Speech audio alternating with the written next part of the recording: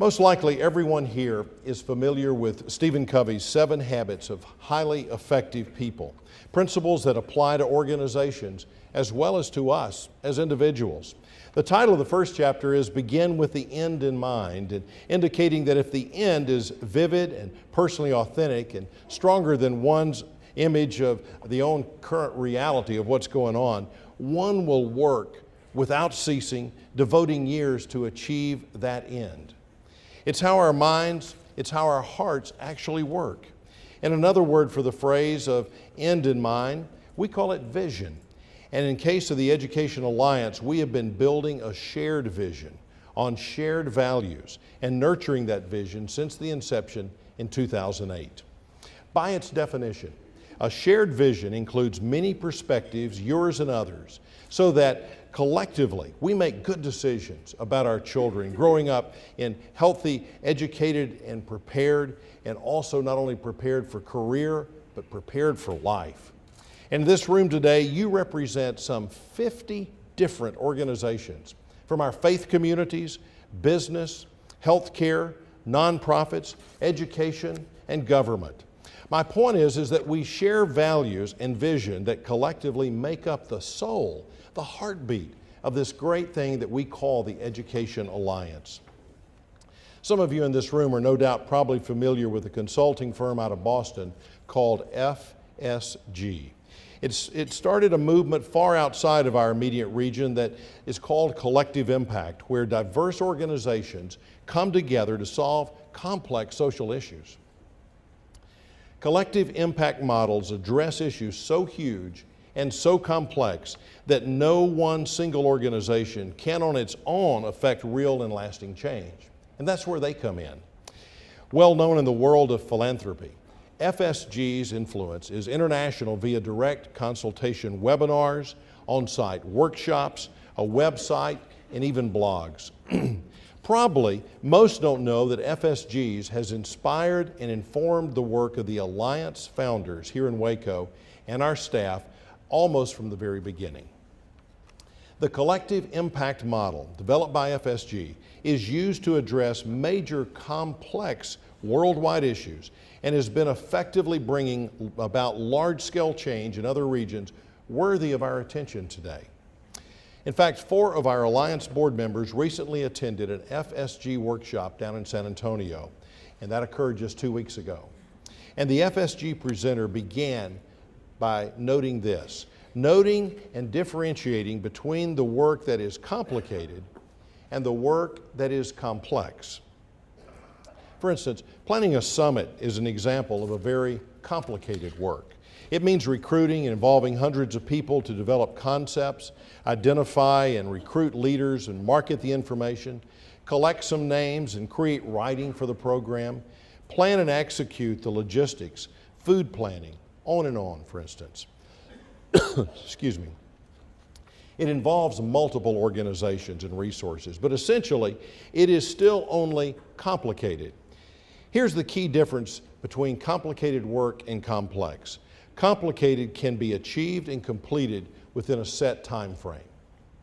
It's very complicated and integral work, but it's also achieving the complex work of the Alliance that is what we really want to talk about. An example of complex work, for instance, is something that most of us can relate to, is perhaps raising a child. You know, there are no instructions that come with that newborn. We've looked all around our labor and delivery suites at the hospital, and we still haven't found that booklet to give to those parents yet.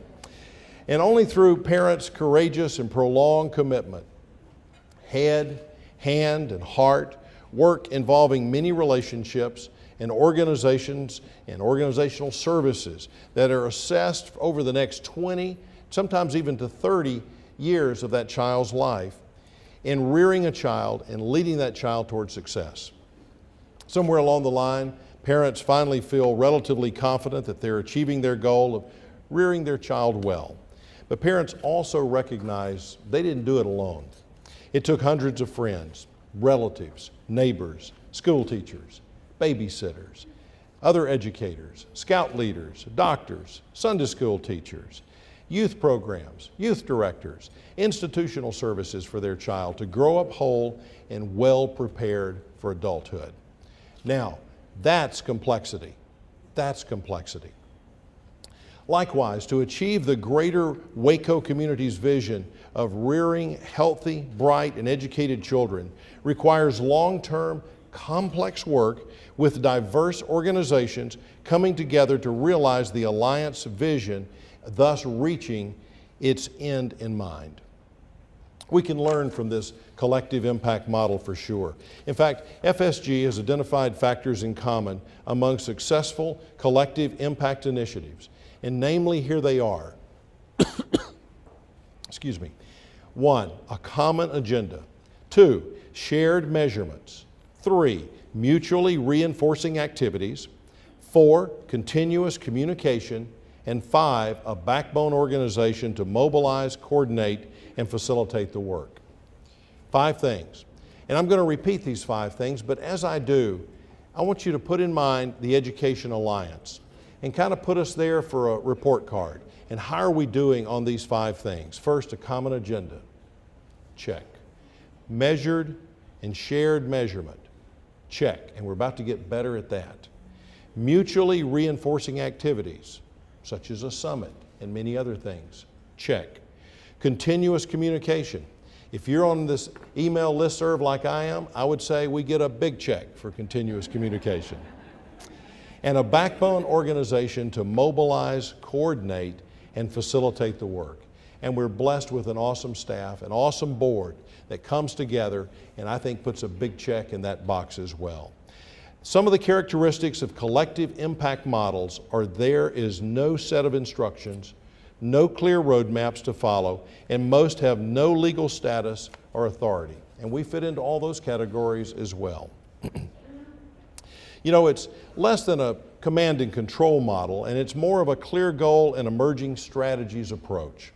And it's totally dependent on the group of stakeholders like you that are here today with a shared vision, shared values, and complementing strengths to partner, to mobilize, and to drive success. For instance, an example of what happened last year when the health department did a campaign on healthy babies are worth the wait.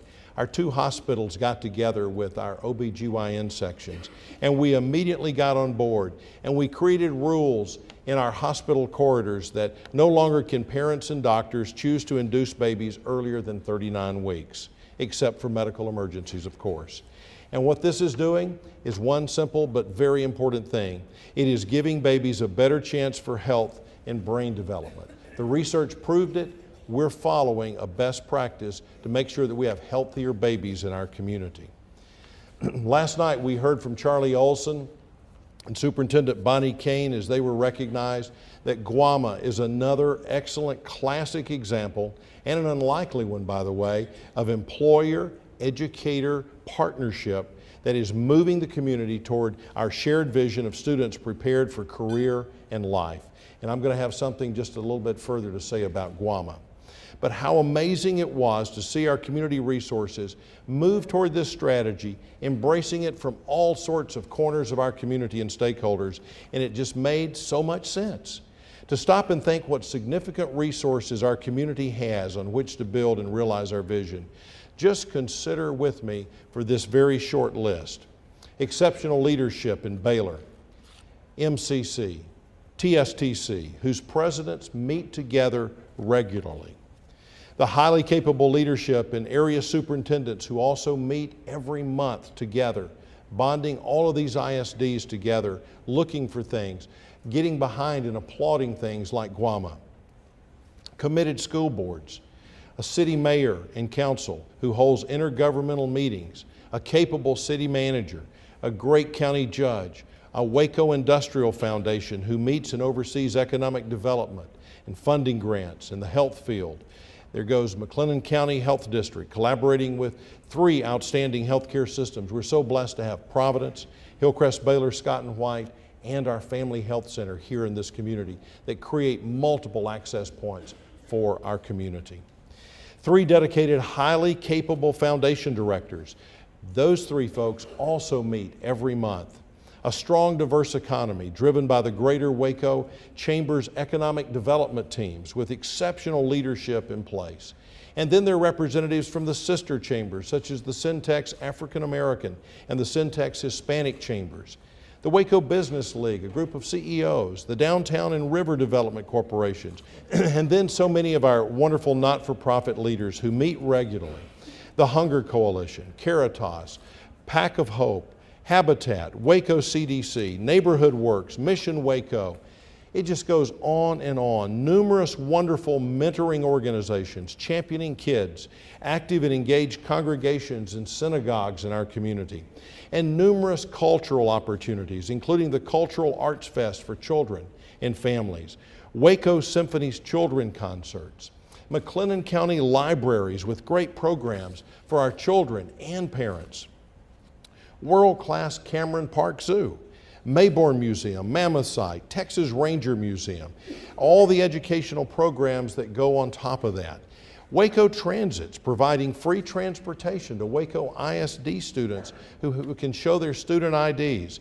And thanks to the city, we have healthy and great tasting water with collaborative relationships with area cities. Yes, all things we can get excited about. And you know what's our most important asset, though, as we look at that long list of just huge things that we didn't make up and we just begun to touch the surface? It's you. It's the citizens who care and are willingly rolling up their sleeves, working to make a difference in our community. And I know I've left out some important resources, and so for those, please forgive me and add to the list, because it is wonderful for visitors who are coming here, folks we're trying to recruit here, for them to know we are blessed with an awesome, awesome community. But my point is this: we have everything we need to achieve our shared vision of students healthy and well prepared for their careers and lives of meaning and contribution. It's all there in front of us, and just imagine the possibilities that can happen with the acceleration of cross-sector partnerships focused on the same vision and the impact it will have on decisions that are made at the kitchen table, in the boardrooms, in the classrooms, across our community. Before I conclude, I want to take a moment to challenge each of us. I'm going to start by challenging myself. What can I do to make a difference? And then I would like for you to join me in asking yourself, what can you do? My challenge centers around two factors that are extremely important to the future of this great community. Poverty and education is what I want to talk about as I conclude. These two topics are critically important to the community, and I would venture to say that in order for us to move forward in the meaningful way that we all envision, we must address not one, but both topics together. Last night, our Mayor, Malcolm Duncan, said this very powerful point in his brief remarks as we got underway last night.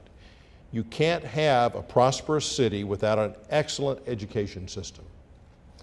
I think we all would want to add, you can't have an excellent education system without effectively addressing poverty.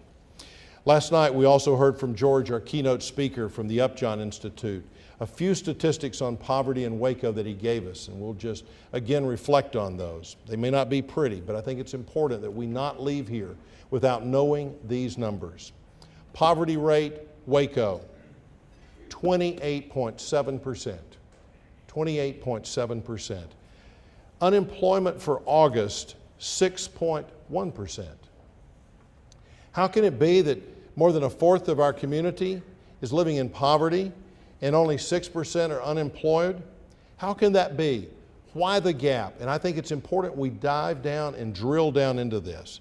Because if you just do the simple math, more than 22%, or 1 in 5 of our Waco neighbors are working, they're employed, but they're underemployed. They fall into a very important group that we also must never forget about. And then George shocked us with a jolt of reality by revealing to us last night in the numbers that our 6.1% unemployment rate is something that we really shouldn't brag about too much, because numbers look better than they really are. Why? Because during a recent period, 700 unemployed local workers just lost hope. They gave up and they decided to no longer look for work. Thus, they no longer are being counted in our current unemployment numbers. 700 of our neighbors have just given up. So as I close, where does our challenge begin? I think it must begin with a commitment from each of us to do what we can to break the cycle of generational poverty. Here's a stat that comes from the Clinton administration, and it still holds true today, even though this is a message that many of us really don't want to hear. 3 stats. If you graduate from high school, if you get married before you have a child, and you wait until after you're 20, if you do those 3 things, your chances of remaining in poverty is less than 9%. I'll repeat that again. If you graduate from high school, you get married before you have a child, and then you wait until after you're 20, you can break generational poverty. In fact, you can have a chance to remain in poverty is less than 9%. However, if you fail to meet these 3 hurdles, your chances of creating yet again a whole nother generation of poverty is more than 90%. We have some great organizations in our community that are at this hour working to help our teenagers make much better decisions about preventing pregnancy.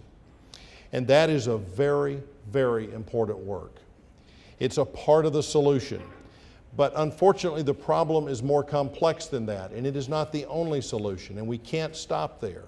We've got to do other work because we must, as community leaders, give our students, those of our next generation, we must give them a 4-letter word that is hope. Hope for a better tomorrow, hope for a chance to break the poverty cycle, hope for a good paying job in our community. This can create a reason to stay in school, a reason to stay in this community, but not just getting by in school, a real reason to study hard, make good grades, achieve something, as that will immediately translate into a solid, good-paying job that is waiting for them when they walk across that stage and graduate from high school. Is this just a pipe dream?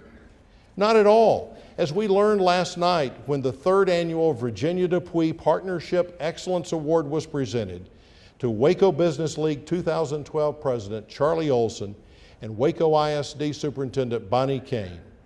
They were recognized for making the Greater Waco Advanced Manufacturing Academy, or GWAMA, a reality. It's a collaborative among more than a half-dozen school districts, a large number of area businesses, including the Waco Business League. The essence of the program is providing high school students an education of 21st century welding with a promise to every student that if they complete the program successfully, they will receive a well-paying job by one of these local communities. Already, this program is in line to receive a $6 million grant because of the excellent and collaborative way this program was designed and implemented. Next, they're going to do metal fabrication. Next, they're going to do robotics. That $6 million grant is going to help them do that.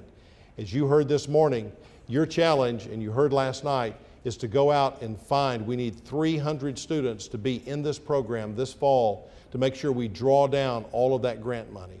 We need your help in doing that. So again, I would like to just pause and say a huge congratulations to Charlie Olson and Superintendent Bonnie Kane. Let's give them a round of applause.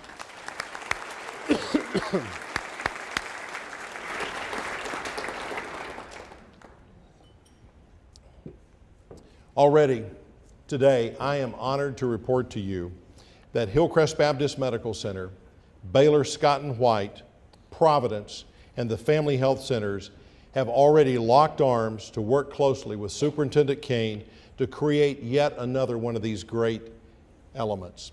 And we're going to call it GWACA, the Greater Waco Advanced Healthcare Alliance.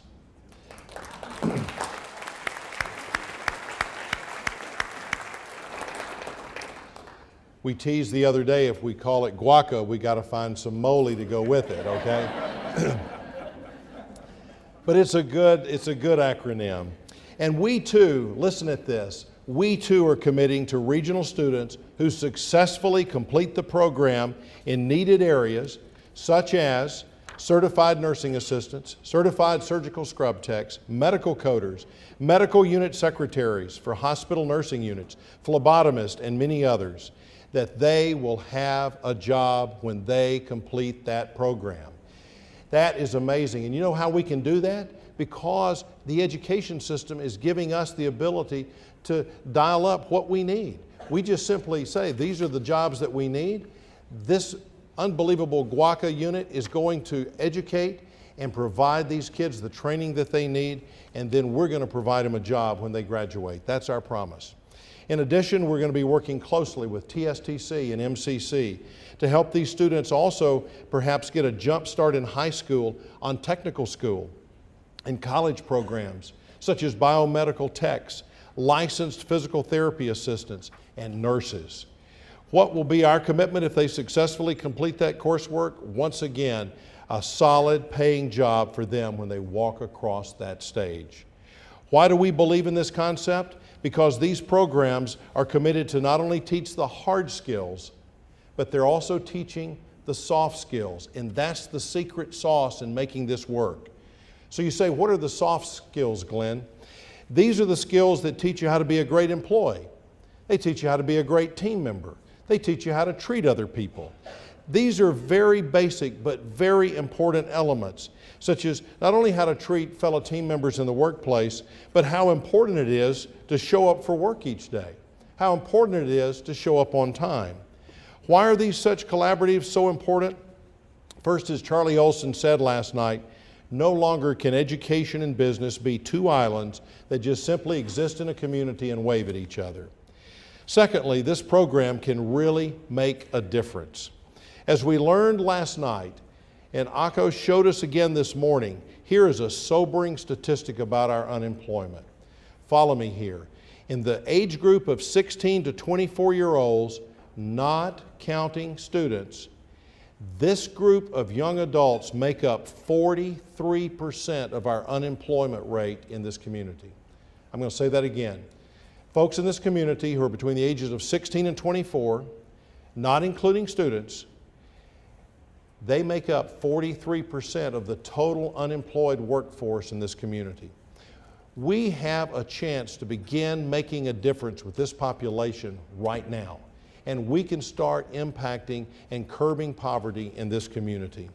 These are programs that successfully launch these young adults into a career for a lifetime that will provide them income levels that will lift them out of poverty and allow them to begin to provide for generations to come.